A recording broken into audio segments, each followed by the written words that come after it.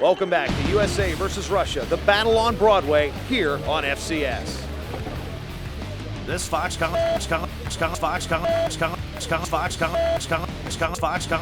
Liberty Mutual's Responsible Sports Program. Take the survey at responsiblesports.com.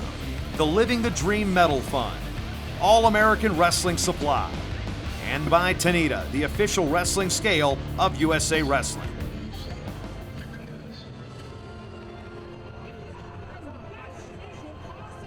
And back to the battle on Broadway, the U.S. versus Russia. We go to the heavyweights, 120 kilos, that's 264.5 pounds. And we'll meet Tervel Dlagnev, born in Bulgaria, raised in Texas.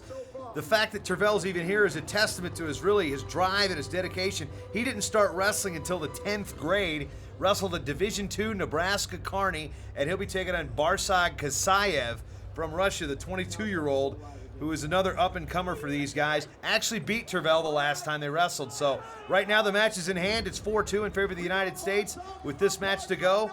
But very interesting dynamic with Kesaev and Dlagnev. Very international, very Eastern European sounding names here, taken to the mat here in Times Square. I don't want this to end.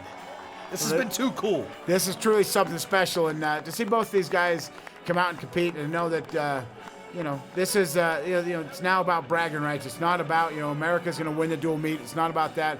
It's about the heavyweights going out there and representing themselves.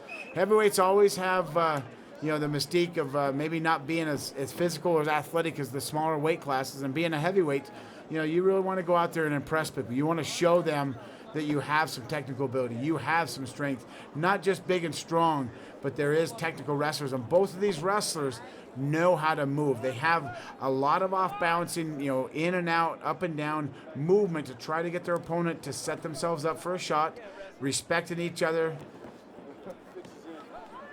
Dlagnev and Kesaev scoreless here, 30 seconds into period one. And as we talked about to start this match, Tervel Dlagnev was not a big-time Division I prospect, nor a big-time Division I credentialed wrestler, yet he decided to get all his credentials in Division II, wrestling for Mark Bauer at the University of Nebraska Kearney. Was a 4-time Division II All-American and a 2-time Division II champion, and he won the Midlands. He won these big college tournaments. He went through and sought out that competition. The reason he could do that is because he wasn't Division I.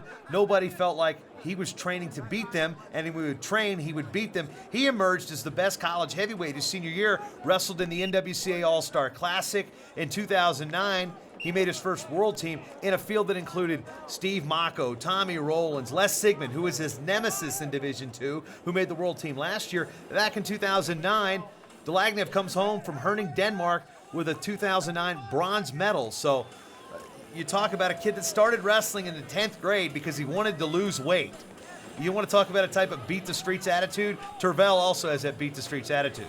Tervel, very, very accomplished wrestler at a young age, not letting, just because he didn't go to a big, strong, Division I school, he didn't let it affect him, taking the opportunity you get, learn from every coach, learn and actually improve yourself, take it to the next level, and, there's no reason why he can't go out and win an Olympic medal. He's won a world championship medal already.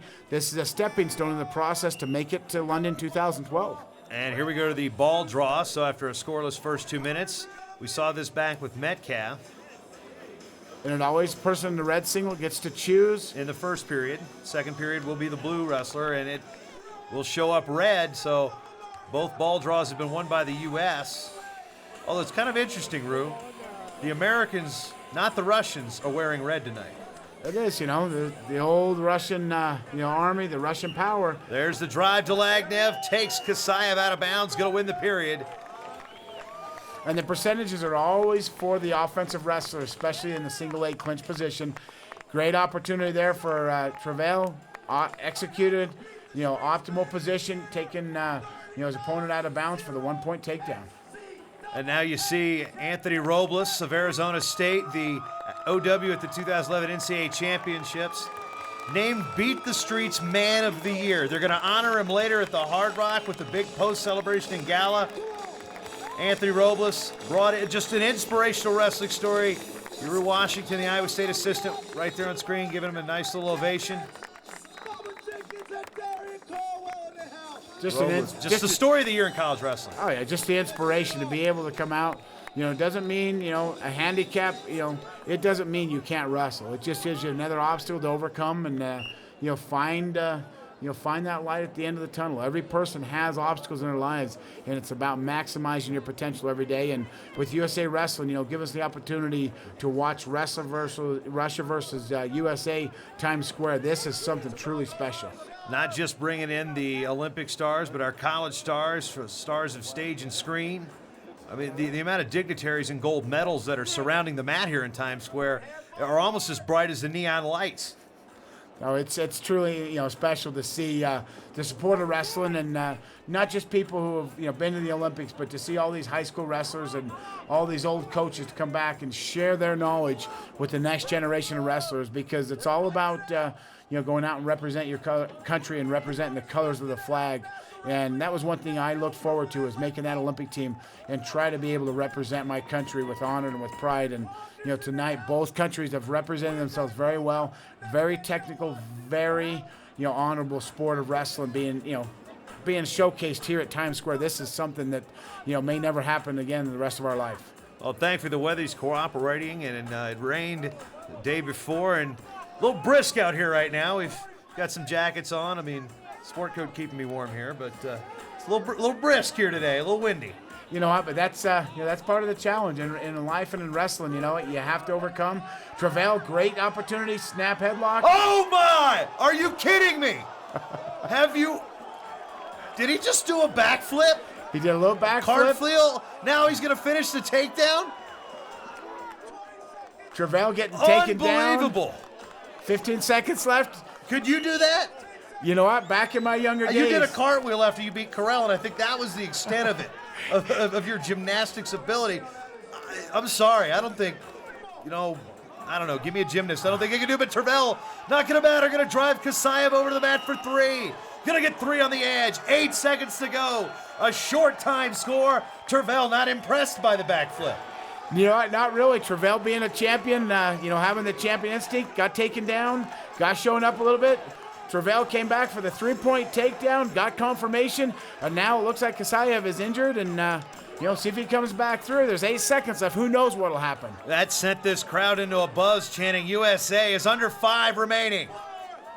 Tervel Dlagnev gets revenge over Barsag Kesaev, 3-1, and in 2 periods is going to give the United States a 5-2 victory here in the battle on Broadway, USA versus Russia. Amazing spectacle of athleticism by Kesaev. The victory going to Dlagnev, the victory going to the United States, and the true winners tonight beat the streets, the wrestling fans around the country, and everybody around the mat here in Times Square that saw this tremendous wrestling display.